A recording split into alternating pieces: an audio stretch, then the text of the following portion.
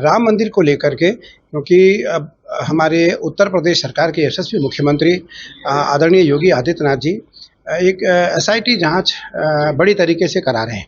बड़े रूप में बड़े मतलब निष्पक्ष भाव से एसआईटी जांच हो रही है और उस जांच में कई लोग मैंने सुना गिरफ्तार हो गए हैं। मैं न्यूज़ तो नहीं देख पाया, ना पढ़ पाया।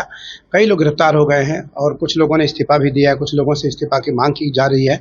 तो मुझे लगता है कि मैं पहले दिन ही कहा था, प्रधानमंत्री नरेंद्र मोदी जी के ड्रीम प्रोजेक्ट में राम मंदिर है, इसलिए राम मंदिर पर कोई समझौता प्रधानमंत्री जी के स्तर से नहीं होगा, मुख्यमंत्री योगी आदित्यनाथ जी के स्तर से नहीं होगा।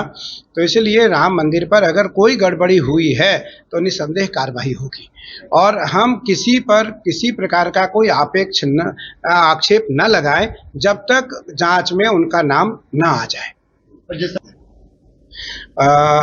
चंपत राय जी ने भी इस्तीफा दे दिया।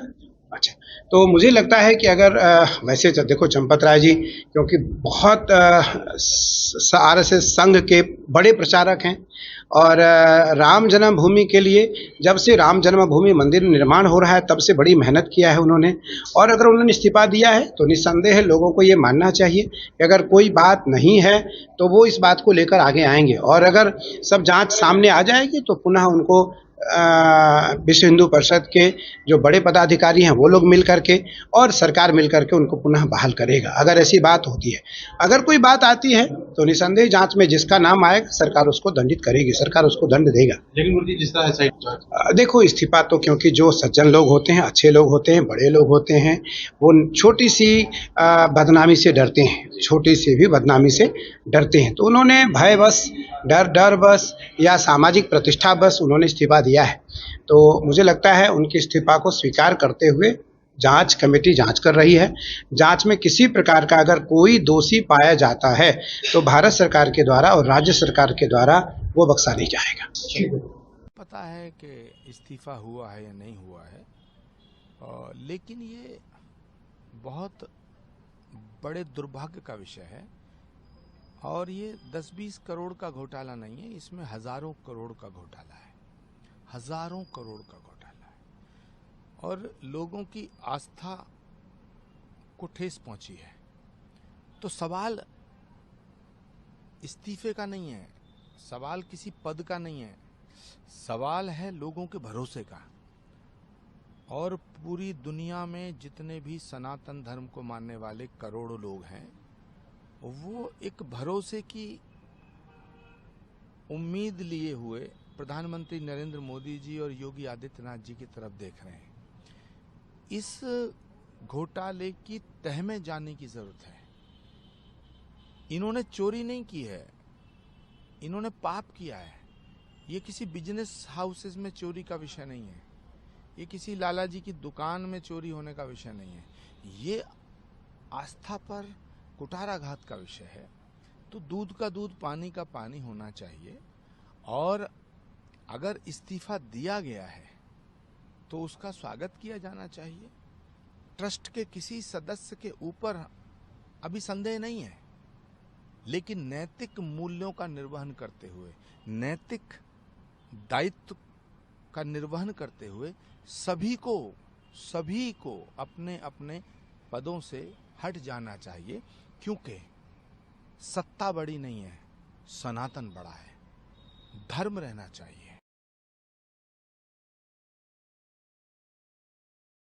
चंपत राय अनिल मिश्रा ने क्या घर पे इस्तीफा दे दिया? किसने इस्तीफा दे दिया? चंपत राय अनिल मिश्रा। देखिए, ये जांच का विषय है और संघ विचार परिवार और ट्रस्ट को जो करना होगा वो ट्रस्ट करेगा, संघ विचार परिवार करेगा।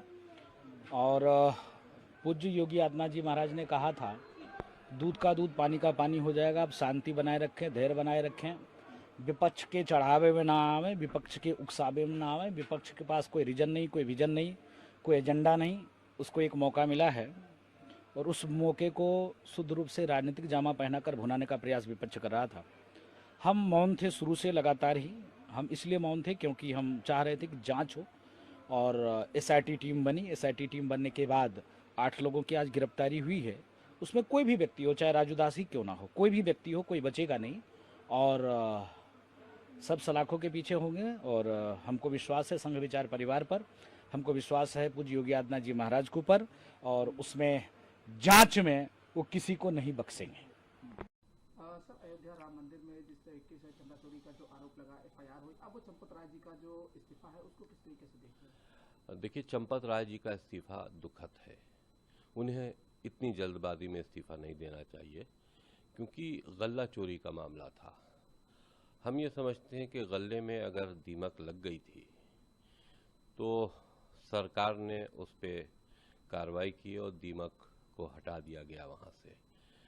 और हमेशा बड़े बड़े जो संगठन होते हैं, बड़ी बड़ी संस्थाएं होती हैं, उसमें कुछ लोग आपसी सहानुभूति का फ़ायदा उठाकर और एक सच्चे नेक इंसान का दिल भी कोमल होता है, उसका फ़ायदा उठाकर कुछ ना कुछ गलत कर देते हैं। इसका मतलब ये नहीं हुआ कि चंपत राय जी भी इस काम में शामिल थे।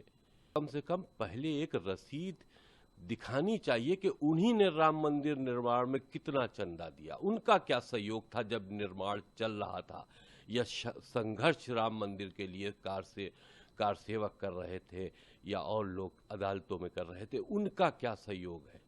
वो अपना सहयोग तो दिखाएं। आज बदनाम कर रहे हैं राम मंदिर को पूरे देश में, पूरे विदेश में। और रही बात वर्तमान स्थिति की, क्योंकि मैं राम मंदिर में पक्षकार रहा हूं, मंदिर निर्माण के पक्ष में मैं रहा हूं अदालत में,